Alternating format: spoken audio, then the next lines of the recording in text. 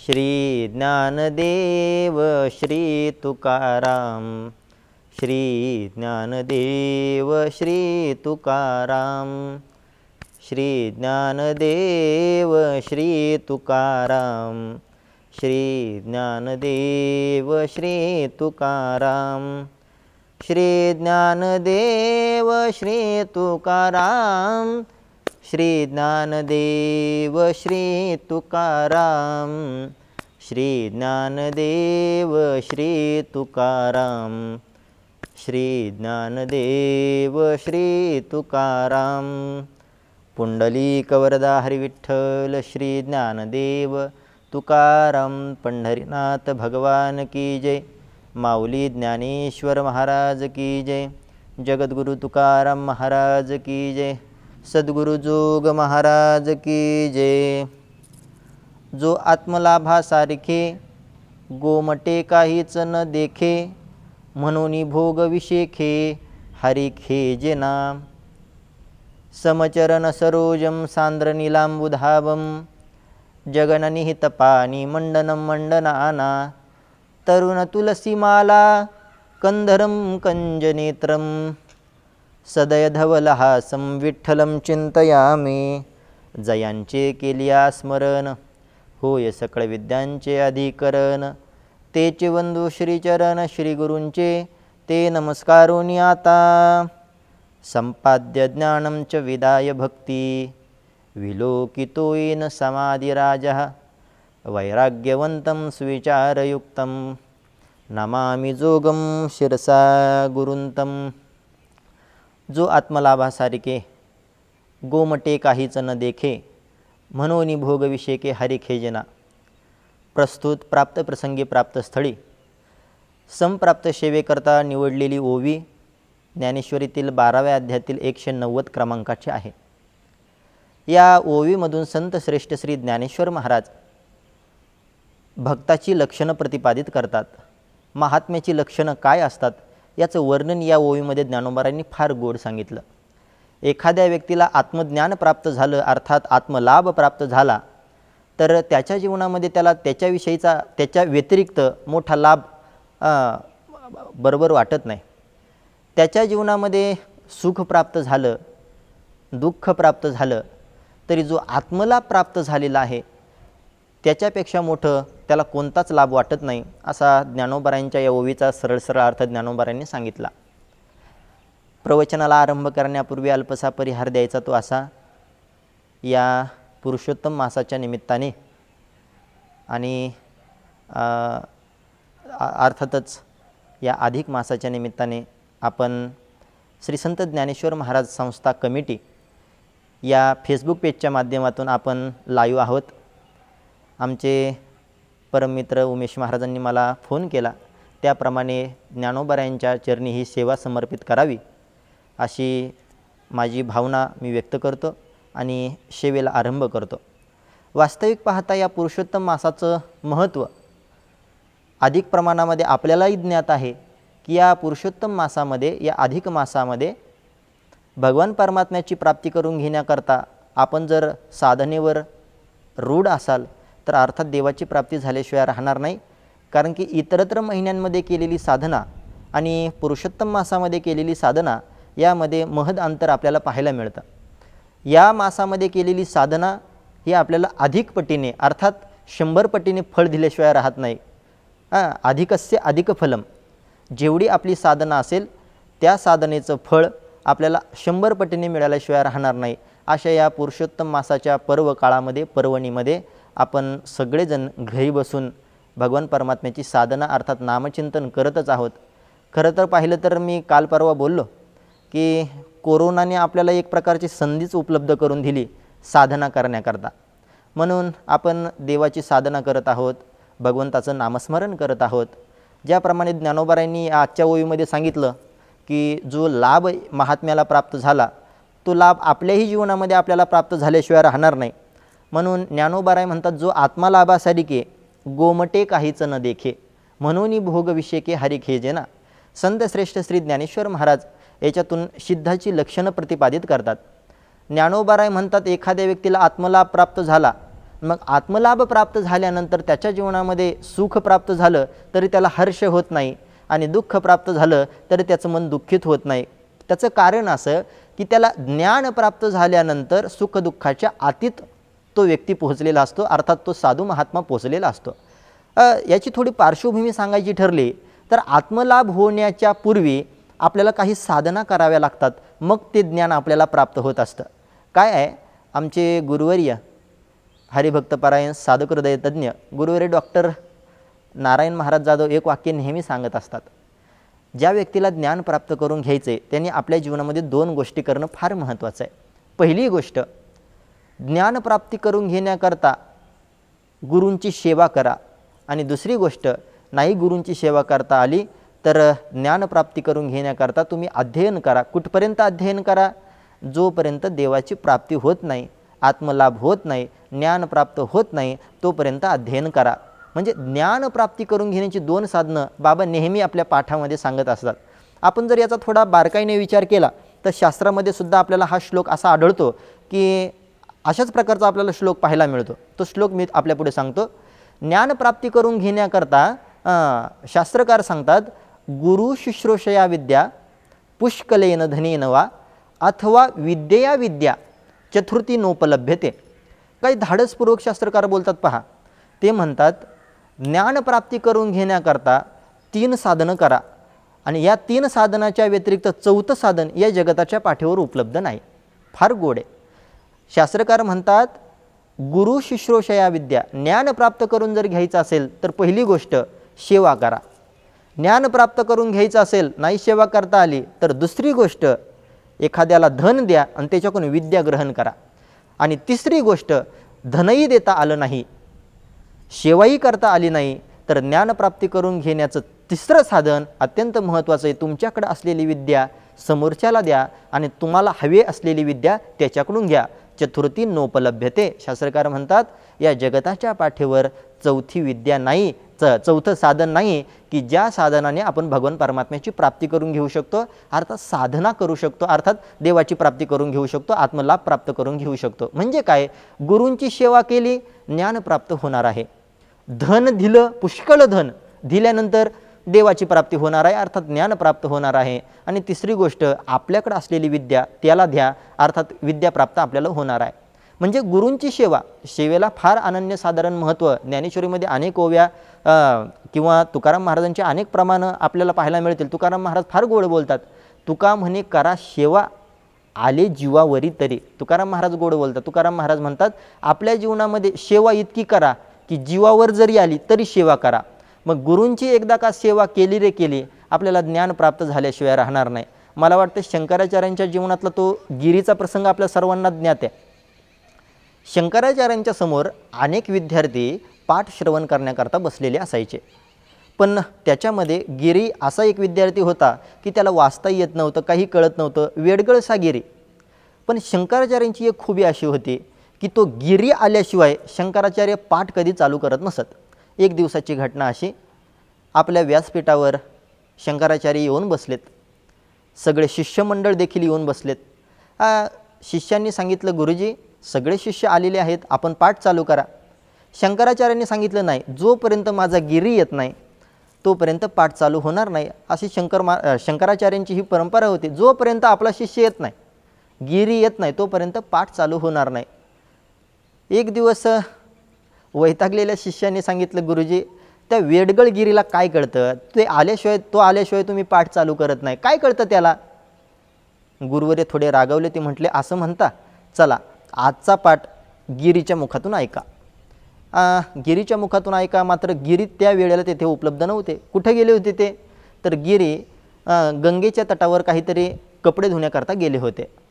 शक्तिपात केला, आपल्याकडे असलेलं ज्ञान संक्रमित केलं, गिरीच्या डोक्यामध्ये घातलं, आणि त्या गिरी जेव्हा येत होता तेव्हा त्रोटक वृत्तामध्ये गुरूंचं स्मरण करत तो आश्रमाकडे येत होता, म्हणून त्या गिरीला नाव पडलं त्रोटकाचार्य. आणि आल्यानंतर आश्रमामध्ये आल्यानंतर शंकराचार्यांनी सांगितलं, गिरी आज तुला पाठ सांगायचा आहे. इथून मागे तू अनेक वेळा माझी सेवा केली, मला भिक्षा वाढणं असेल, मला माझी कपडे धुणं असेल, सगळ्या जेवढ्या गोष्टी सेवेमध्ये येतात सगळ्या गोष्टी तू माझ्या करता केल्या.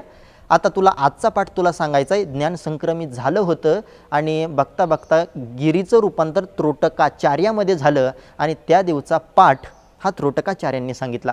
माझा दृष्टांत संपला. सिद्धांत सांगायचा असा होता, गुरूंची सेवा केली की ज्ञान प्राप्त होतं. गुरु शुश्रूषया विद्या, गुरूंची सेवा करा, ज्ञान प्राप्त होतं. आत्मलाभ प्राप्त करून घ्यायचा आहे, सेवा करा. दुसरी गोष्ट, आत्मलाभ प्राप्त करून घ्यायचा आहे, पुष्कळ धन द्या. आणि तिसरी गोष्ट, आत्मलाभ प्राप्त करून घ्यायचा आहे तर एक काम करा, आपल्याकडे असलेली विद्या दुसऱ्याला द्या आणि दुसऱ्याकडे असलेली विद्या स्वतः ग्रहण करा. हा एक पर्याय ज्ञानप्राप्ती करून घेण्याचा आहे. किंवा अजून तिसरा मुद्दा सांगायचा ठरला तर ज्ञान प्राप्त करून घ्यायचं जर असेल तर गीतेने एकदा एक फारच सुंदर श्लोक सांगितला. 4थ्या अध्यायातला श्लोक आहे. श्रद्धावान लभते ज्ञानम तत्परसयते इंद्रियः ज्ञानम लब्ध्वा पराशांती मचरेनादी गच्छते. गीता सांगते ज्ञान प्राप्त करून जर घ्यायचं असेल तर श्रद्धा ठेवा आणि श्रद्धा जो व्यक्ती ठेवील त्याच्या जीवनामध्ये ज्ञान प्राप्त झाल्याशिवाय राहणार नाही. एकलव्याचं उदाहरण सगळ्यांना ज्ञात आहे. एकलव्य धनुर्विद्या शिकण्याकरता द्रोणाचार्यांकडे गेले. दृष्टांत माहिती तरीसुद्धा स्पर्श करून जातो. शिकण्याकरता जेव्हा गेले तेव्हा द्रोणाचार्यांनी सांगितलं, माझा संकल्प आहे, क्षत्रियाच्या व्यतिरिक्त मी कुणाला ही विद्या शिकवत नाही आणि तू तर एक भिल्लाचा मुलगा, तुला शिकवणार नाही. पण त्याच द्रोणाचार्यांनी नंतर आपल्या मुलाला ती विद्या दिली, तो भाग गौण. माझा सांगायचा मुद्दा असा, एकलव्य तिथं हताश होऊन गेला पण आपले गुरु द्रोणाचार्यच आहे ही भावना त्याच्या अंतकरणामध्ये होती, श्रद्धा त्याच्या अंतकरणामध्ये होती. आणि मग जंगलामध्ये निघून गेला, आपल्या पर्णकुटीमध्ये राहू लागला, गुरुजींची गाळाची मूर्ती तयार केली, दरवस्तीचं नामचिंतन करू लागला, दर्शन घेऊ लागला आणि विद्या शिकू लागला. आणि शिकता शिकता तो अर्जुनाला सुद्धा जड पडला. त्याचं कारण काय? माझा सांगायचा मुद्दा असा, त्याचं कारण काय, गुरूंवर असलेली श्रद्धा. आणि ती श्रद्धा आपल्याला ज्ञानामध्ये प्रवृत्त करत असते. अर्थात गुरूंची सेवा कोणत्याही प्रकाराने केली तर देवाची प्राप्ती अर्थात आपल्याला आत्मलाभ झाल्याशिवाय राहणार नाही.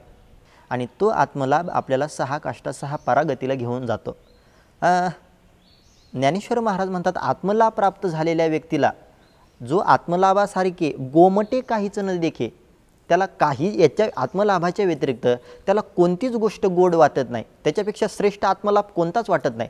आणि तेही खरंच आहे. तुकाराम महाराज म्हणतात, तुका म्हणे कडू वाटतो प्रपंच, रोकडे रोमांच कंठदाटे. ही अवस्था कशाची आहे? ती अवस्था आत्मलाभाचीच आहे. ज्या व्यक्तीला आत्मलाभ प्राप्त झाला आहे त्याला काहीही वाटत नाही. आणि हा आत्मलाभ ज्या व्यक्तीला प्राप्त झाला आहे ना, त्यांच्या सहवासात जाण्याची खरी गरज आपल्याला आहे.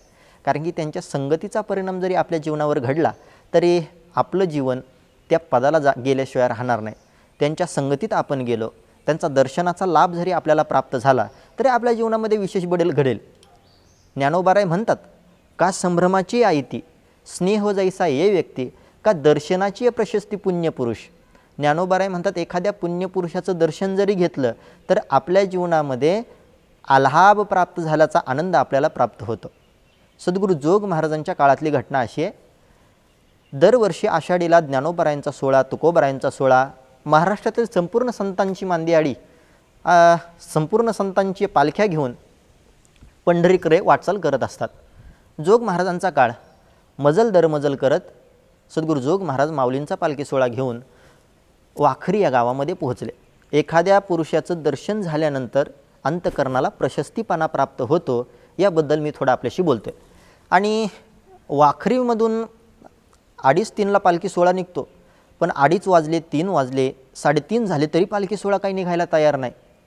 वारकऱ्यांना कळालं काय झालं, म्हणून पाहिलं तर इंग्रजांनी पालखी सोहळा अडवला होता. पंढरपूरमध्ये कोणत्या तरी रोगाचं संक्रमण वाढलं होतं. सांगितलं होतं कोणी पंढरपूरमध्ये जायचं नाही, पण वारकऱ्यांची धारणा देह जावं अथवा राहो पांडुरंगी दरडभाव आणि असलीच पाहिजे. जरी आकाशवर पडो पाहे ब्रह्मा गोळा भंगा जाये, वड वानळ त्रिभुवन खाये, परी मी तुझीच वाट पाहे गा विठोबा. ही भावना असल्या कारणाने सगळे वारकरी जोग महाराजांकडे आले. म्हटले, महाराज 3:30 वाजले तरीसुद्धा माऊलींचा पालखी सोहळा काय हल्ला नाही. महाराजांनी विचारलं, मी तेच पाहतोय, का हल्ला नाही, काय कारण घडलं. वारकऱ्यांनी सांगितलं, असं असं कारण घडते, तुम्ही त्यांच्याशी बोलून घ्या आणि नंतर पालखी सोहळा आपण पंढरीकडे नेऊ. म्हटले, हरकत नाही. जोग महाराज उठले आणि त्यांचा जो इंग्रज अधिकारी होता, त्यांचा जो हेड होता, त्याच्या तंबूकडे चालू लागले. आता सद्गुरू जोग महाराज होते, पिळदार शरीर होते, पैलवान होते. 6-6.5 फूट उंची होती, हातामध्ये काठी, डोक्याला फेटा बांधलेला होता आणि ते बिंब अगदी सुंदर होतं. जसे महाराज तंबूकडे गेले, तंबूचा दरवाजा उघडला आणि तंबूमध्ये प्रवेश केला. तो त्यांचा जो हेड होता तो आरामदायी खुर्चीवर बसलेला होता. कोणतरी आलं याची त्याला चाहूल लागल्यानंतर त्याने पाहिलं आणि पाहिल्याबरोबर चमत्कार घडला. तो तडकन उठला आणि महाराजांशी नतमस्तक झाला. महाराजांना विचारलं, काय महाराज, माझा दृष्टांत संपला, सिद्धांत असं सांगायचा होता मला. मी गुरुवर्य शिंदे माऊलींच्या मुखामधून हा दृष्टांत ऐकला. सांगायचं असं होतं मला, त्या हेडनी जेव्हा सद्गुरू जोग महाराजांना पाहिलं तेव्हा त्याच्या अंतकरणामध्ये विनम्र भाव तयार झाला. ज्ञानोबारांची तुयोई फार गोडे, का संभ्रमाची आई ती स्नेह जैसा या व्यक्ती, का दर्शनाची प्रशस्ती पुण्यपुरुष. एखाद्या पुण्यपुरुषाचं जर दर्शन घेतलं तर आपल्या जीवनाला प्रशस्तीपणा प्राप्त होतं. हा संतांचा संगतीचा परिणाम आहे, हा संतांच्या दर्शनाचा परिणाम आहे. संतांच्या संगतीमध्ये जर गेलं, नामदेव महाराजांचं खूप गोड प्रमाण आपल्याला पाहायला मिळतं. संत संगतीचे काय सांगू सुख, आपणा पारिखे नाही तेथे, साधू थोर जाना, साधू थोर जाना, साधू थोर जाना कलियुगी.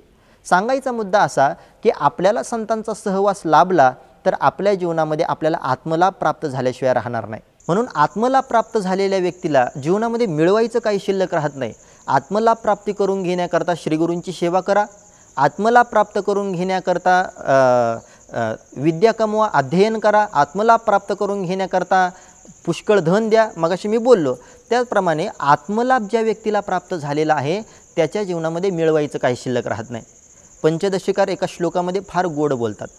पंचदशिकार म्हणतात, धन्योहम धन्योहम कर्तव्यम न विद्यते किंचित, धन्योहम धन्योहम प्राप्तव्यम सर्व मध्यम संपन्न.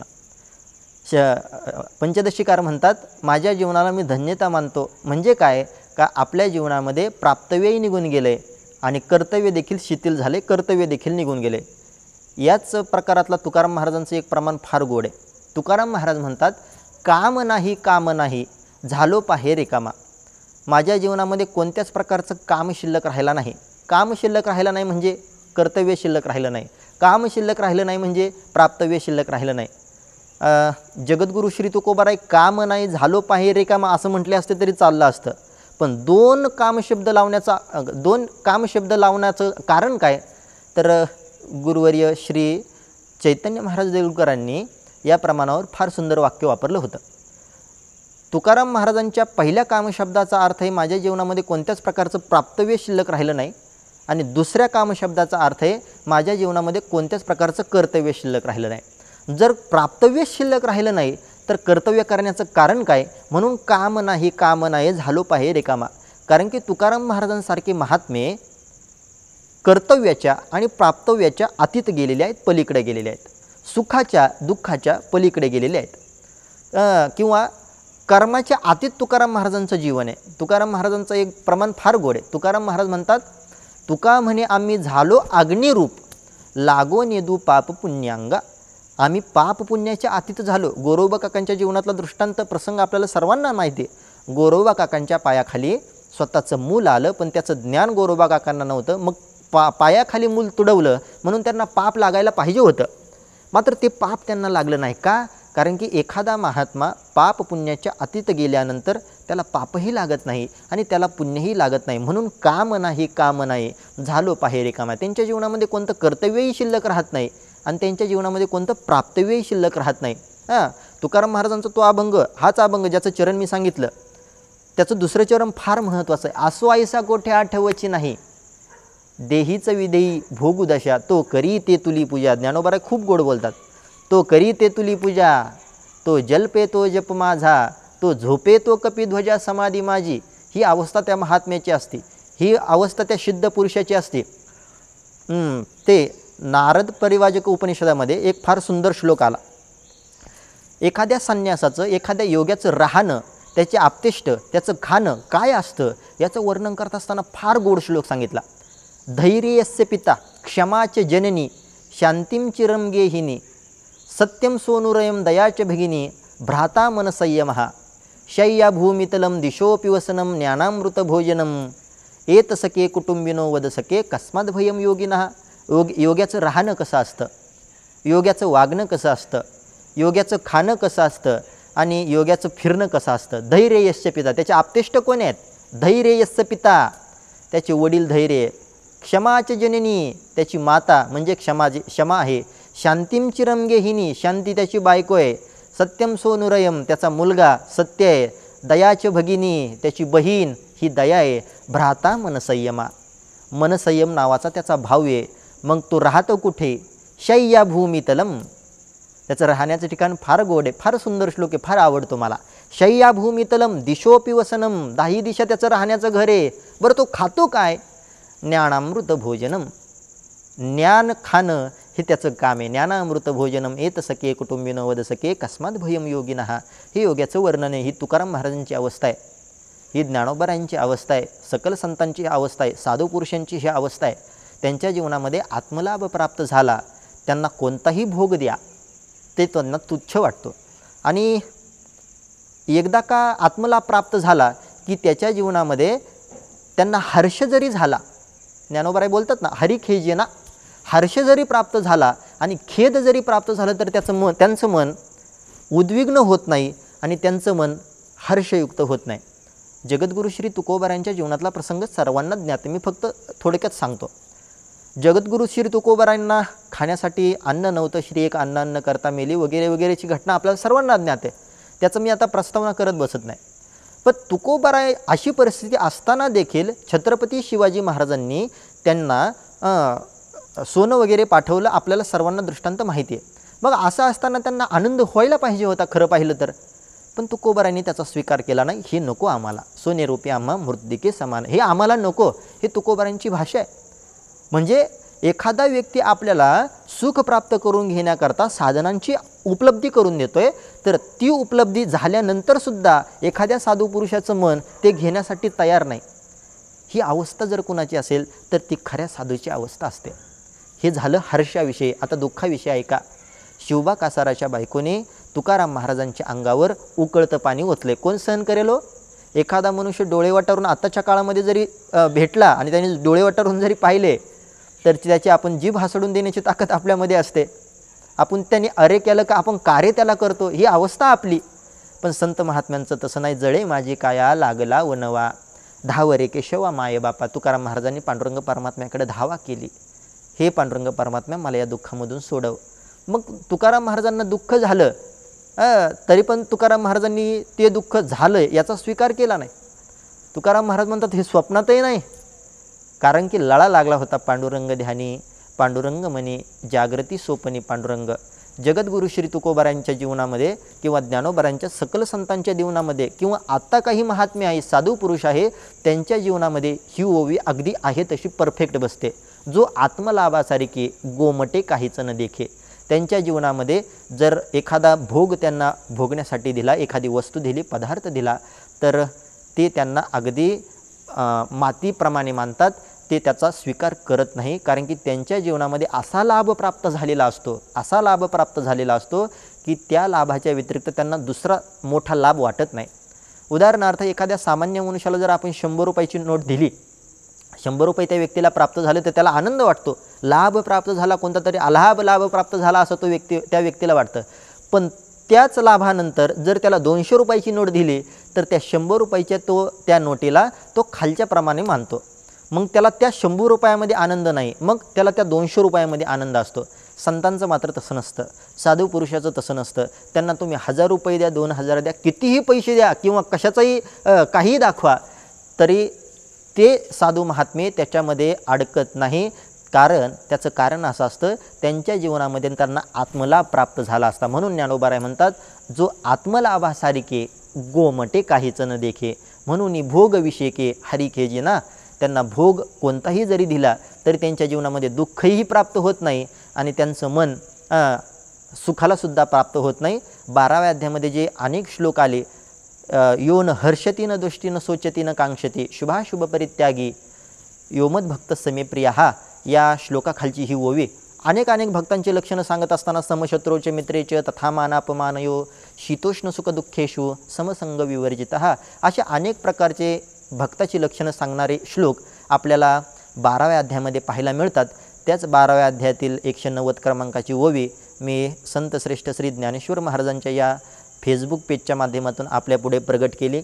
झालेली सेवा भगवान ज्ञानोबारायांच्या चरणी ज्ञानोबारायांच्या चरणी समर्पित करतो आणि ज्ञानोबारायांना प्रार्थना करतो, ज्ञानोबाराया या कोरोनाच्या संकटापासून आम्हाला लवकरात लवकर मुक्त करा आणि गेले 6 महिने झाले आमच्या अंतःकरणातला जो विरह आहे तो काय आता आम्हाला सहन होत नाही आणि आमचं अंतःकरण आमचं शरीर तुमच्या चरणी लीन करून घ्या।